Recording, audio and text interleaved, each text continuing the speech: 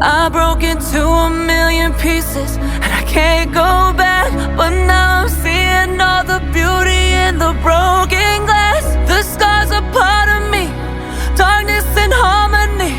My voice without the lies, this is what it sounds like. Why did I cover up the colors stuck inside my head? I should've let the jagged edges meet the light.